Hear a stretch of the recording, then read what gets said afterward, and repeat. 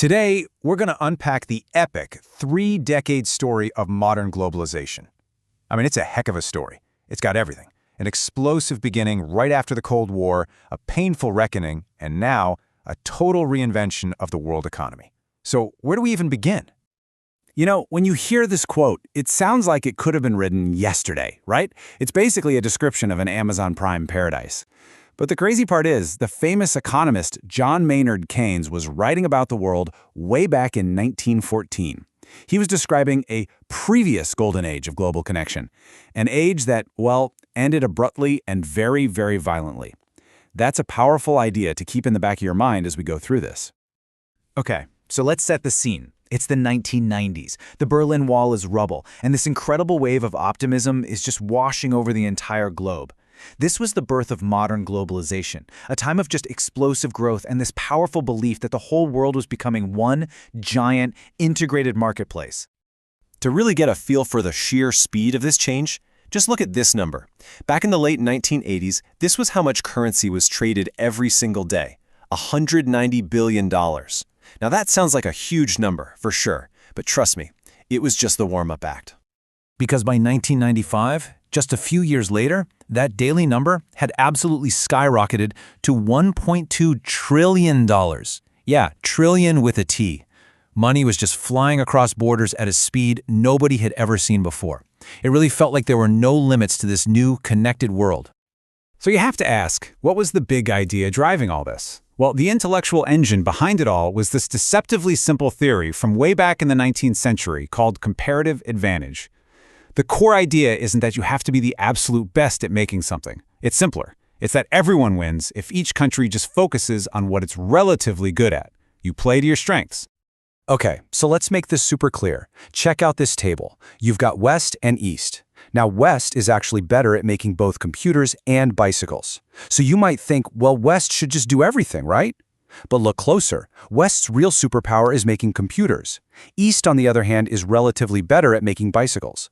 So if West goes all in on computers and East focuses on bikes, and then they trade, the total amount of everything goes up. The pie gets bigger for everyone.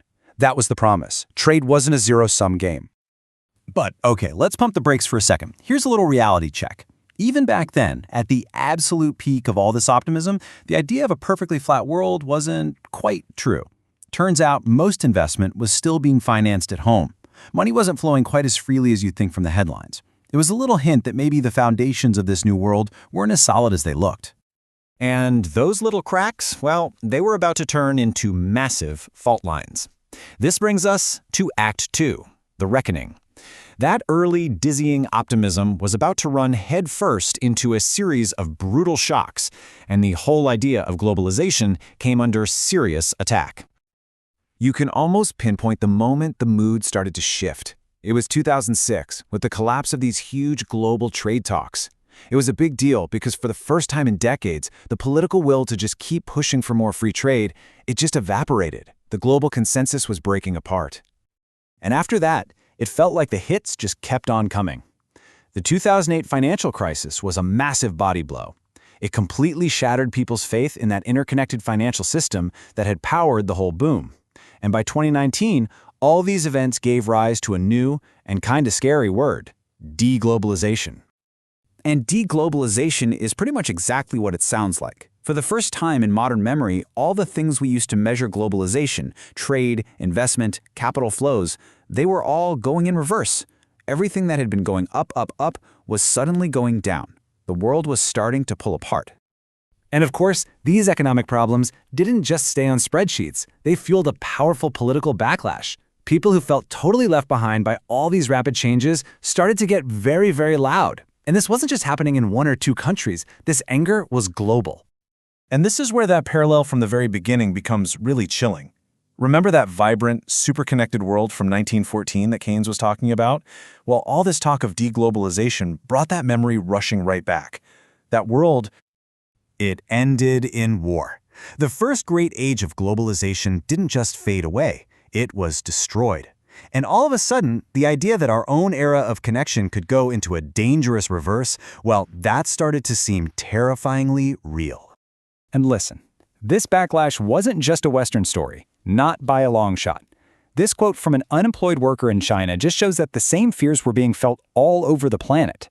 This is a guy who helped power China's incredible rise, but then as jobs started moving on to even cheaper countries, he got left behind. That anxiety was a truly global thing. So where does all that leave us? Well, it brings us to Act 3, to the new reality that we are living in right now. See, globalization didn't die. It just transformed. It became something slower, more cautious, and way more complicated. Welcome to the age of slowbalisation. So what on earth is slowbalisation? Basically, it's the idea that the explosive growth period is over. Trade and investment, they aren't expanding faster than the global economy anymore. So the world's still connected, definitely, but the pace has slowed to a crawl. The high-speed train has become a local commuter. And this chart, this picture tells the whole story. Just look at the contrast. You've got that steep, rapid climb during the boom years, and then after the financial crisis, it just flatlines. The engine didn't shut off completely, but it was throttled way, way back. Now, it's really tempting to blame this all on politics and trade wars, and that's part of it, for sure. But there were deeper things going on. The easy wins, like making shipping cheaper, were mostly gone. And big companies started realizing, hey, maybe having our supply chain stretched all the way across the planet has some hidden risks. On top of that, China started making more of its own stuff instead of just assembling parts from other places. And if all that wasn't enough, another layer got added to this, and it's a really big one. The global economy started to fracture along geopolitical lines. We're moving away from that idea of one single system and towards a world of competing economic teams. These numbers just show you how huge this shift has been. At the end of the Cold War, the world's non-democratic nations were a pretty small slice of the global economy. Today, their share of global GDP has more than doubled. Their share of the world's biggest companies has jumped from just 3% to 30%. This isn't a small adjustment, it's a fundamental rebalancing of global power. And this visual just hammers the point home. The autocratic world now makes up over a third of the entire global economy. The West is no longer the only game in town, not even close. We are living in a bipolar economic world, and that's a reality that would have been totally unthinkable back in the 90s. So this is where our story leaves us for now. I think what it shows is that globalization was never some unstoppable force of nature. It was always a man-made system, a fragile one that's constantly being reshaped. We started with that parallel to the first golden age, an interconnected world that ended in the catastrophe of World War I. And today, we find ourselves in another era where the global system is fracturing into rival camps. It leaves us with a really unsettling question. As our world divides again, can we avoid repeating the mistakes of the past? Will this time be any different?